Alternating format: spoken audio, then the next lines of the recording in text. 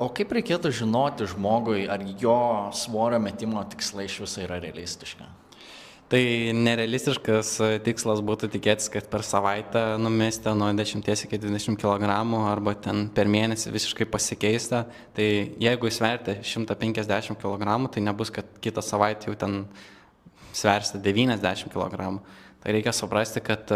tą svorį priaugote per, tarkim, nežinau, 10-15 metų, nes kažkada svėrėte 60, dabar sverite 150. Tai pagalvokite, kiek jums reikėjo laiko iki, kad tokį svorį pasiekite, tai nesitikėkite, kad iš karto per naktį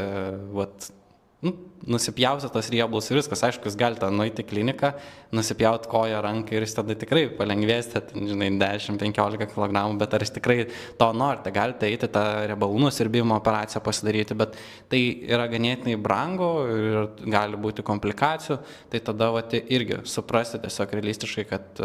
jeigu jūs tiesiog pakeisite savo mitybą, kažkiek įtrauksite fizinio aktyvumo, suprantant, kad metant svorį galite valgyti visus produktus, pavyzdžiui, superskas.com,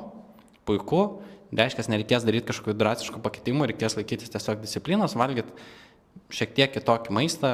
šiek tiek galbūt sportuoti, jeigu yra poreikis, ir tada realistiškai jūs pasieksite normalius rezultatus, o jeigu jūs galvosite, kad taip per savaitę pasikeis viskas, tai taip nebus.